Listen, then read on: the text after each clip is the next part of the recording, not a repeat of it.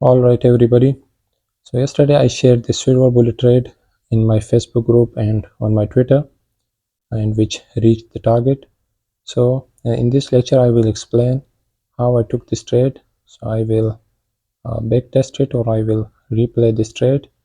That way you will understand how I take my silver bullet trades. If you are an old subscriber, you would already know my strategy. My silver bullet strategy is a bit different from the others.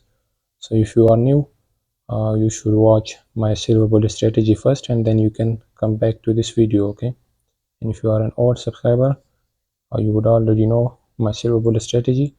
So let's jump into it, how I took this trade. So you can see this was yesterday, uh, 10 to 11 a.m. window. Okay, as you already know that we trade between 10 to 11 a.m. in silver bullet. So this was the 10 to 11 a.m. window. So the price of the GBP was going down. Okay, so let's see, let's forward it. You can see that the price entered into this window and we got this fair value gap. So what you will normally do is you will put some orders here and your stop loss here, and you will long, but that's not the case in my strategy. I wait for some confirmations, which is SMT divergence. So you can see that uh, let me forward it. You can see the price went down, and if you long around this area, at this area, your stop loss will be wide. So if it hits your stop loss, it will give you a big loss. So I don't usually enter here.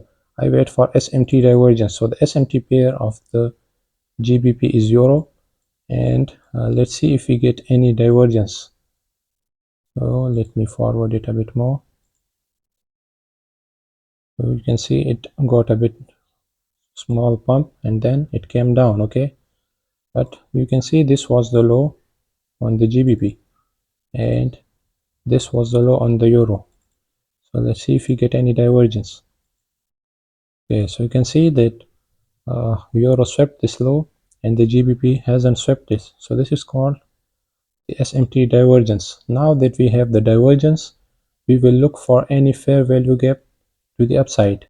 So I have already explained that when the divergence is clear like this one, you can shift to smaller time frames and you can get entry on the 1 minute or 3 minute fair value gaps. Okay, when the divergence is not clear, you should wait for the 5 minute fair value gap, but here the divergence is clear, so I shifted to 1 minute. So you can see this is the 1 minute chart. We have got this divergence.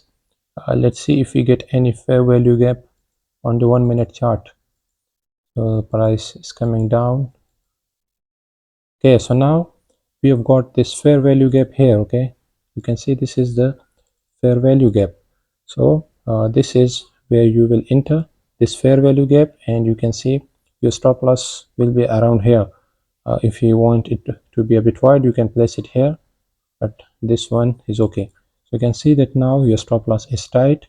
Even if it hits your stop loss, the loss will be a small one, and you should target 15 pips. So let's see where are 15 pips.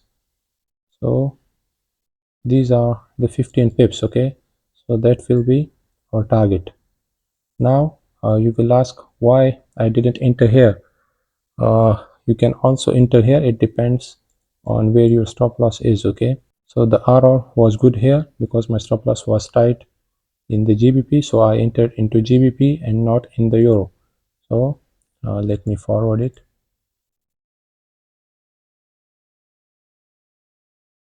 You can see that we got the target of 15 pips.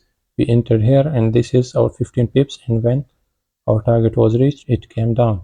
So this is how I enter into my trades. I wait for the silver, I wait for the SMT divergence, and when the SMT divergence is clear, I use a smaller time frame like 1 minute or 3 minute. When the divergence is not much clear, then I wait for the 5 minute fair value gaps. I hope it makes sense. If you have any questions, you can ask me. Thank you guys.